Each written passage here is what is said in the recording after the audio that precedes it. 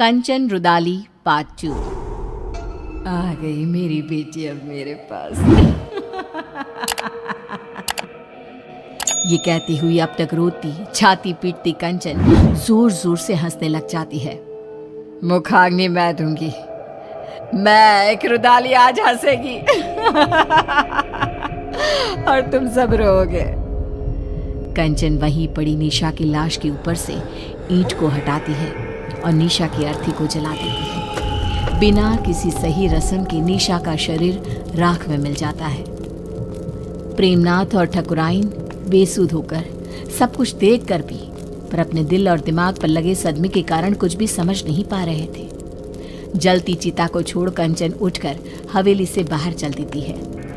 बाहर की ओर निकलती रुदाली फिर एक बार पलटती है और ठकुराइन को देखती हुई कहती है, चलती हो ठकुराइन, जल्दी ही लौटूंगी। उसके बाहर कदम रखते ही पूरे गांव में मानो सैलाब उमड़ पड़ता है। बारिश तूफान रुकने का नाम ही नहीं लेते। चारों तरफ त्राहिमाम की स्थिति बन जाती है। इतनी गर्मी के मौसम में ऐसी बारिश, इसकी हर बूंद ऐसी है मानो किसी अपने के गम में फूट फूट कर रो रही हो। हाँ, तुम सही कहती हो रंभा। और ये सब हुआ भी छोटी ठकुराइन की मौत के बाद। क्या कारण हो सकता है इन सब का? अरे हम सब कब तक घरों में छिप कर बैठे रहेंगे हैं? अरे खेत की फसलें बर्बाद हो रही है सो अलग, ठाकुर साहब को ही जवाब देना होगा कि ये सब क्या है। परेशान होकर सभी गांव वाले तूफानी बारिश में ठाकुर साहब के घर पहुंचते हैं, जहां वो लोग देखते हैं कि ठाकुर साहब की हालत बहुत नाजुक है। कंचन, ये सब कुछ उसी का किया धरा है ना, जाने क्या करके गई है। जैसे ही उसने हवेली से जाते वक्त कहा जल्द ही लौटती हूँ, तब से इनकी तबीयत बिगड़ते ऐसी हो गई है। शहर से कोई डॉक्टर भी आने को राजी नहीं हो रहे।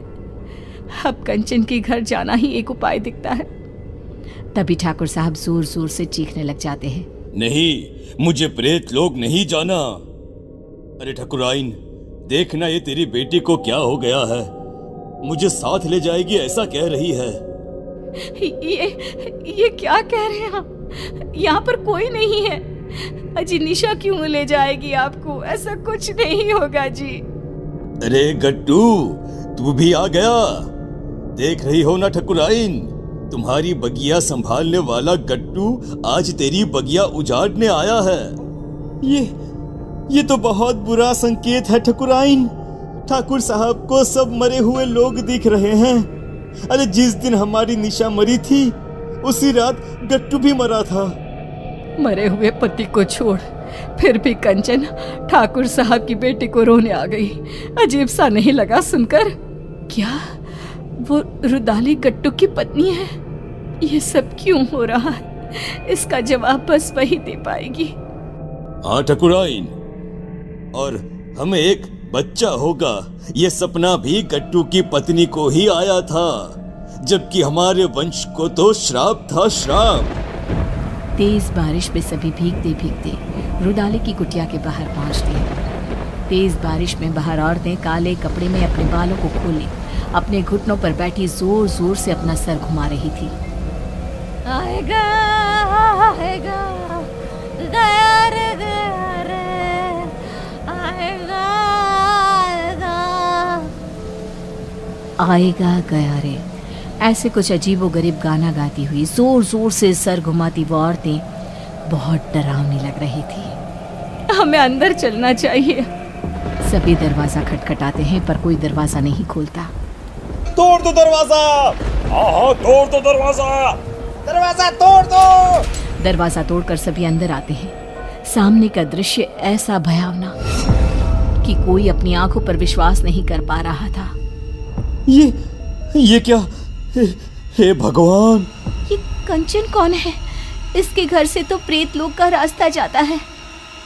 कंचन उठकर आगे बढ़ती है और जाते हुए अंगारों को पार करती एक अजीब से चेहरे के राक्षस के पास पहुंचती है, जिसके हाथ में चाबुक था, जिससे वो रूहों को सजा देता था।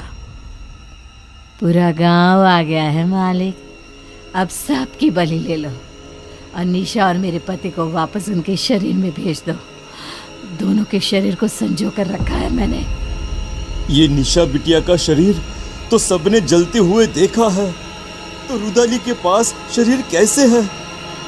ये क्या राज है? रुदाली गट्टू और निशा के शरीर को सबके सामने रखती है और कहती है, निशा मेरी बेटी थी, मेरी इकलौती बच्ची, जिसे मेरे पति ने ठाकुर साहब को सौंप दिया था, क्योंकि आप कभी मां नहीं बन सकती थी। बोले ठकुराइन, सच है ना ये? आप लोगों के पैसे के आगे मेरी ममता का गला घोट दिया गया। जिस दिन गट्टू ने मुझे बताया कि मेरी बेटी आपके घर जाने वाली है, मैंने उसी दिन से प्रेत लोक को अपना घर बना लिया था। पर मैं तो मां बनी थी, मेरे शरीर में सभी लक्षण थे, ये कैसे हो सकता है?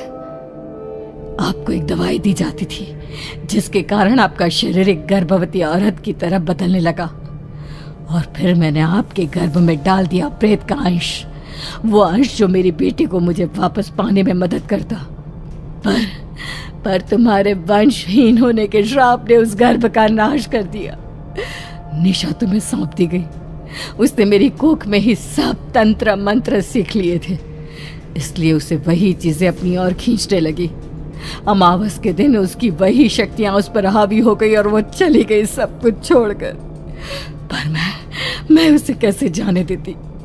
उसकी आत्मा को प्रेत लोक से उसके पिता ने बचा लिया और उसकी आत्मा उसके शरीर में आ गई। पर प्रेत सरकार बहुत क्रोधित हुई, इसीलिए आप सबकी आंखों में धूल झोंक कर मैंने एक पुतले को जलाया, ना कि मेरी बेटी को। अब उसी सरकार की मदद से मैं फिर से अपनी बेटी और पति को पालूंगी और उसके बदले ये पूरा गांव ने सौंप दूंगी। भागो भागो यहाँ से, भागो भागो भागो यहाँ से। हमें भी शरीर दिलवा देना कंचन, इन सब का शरीर तो है ही। हमें भी शरीर दिलवा देना कंचन, इन सब का शरीर तो है ही।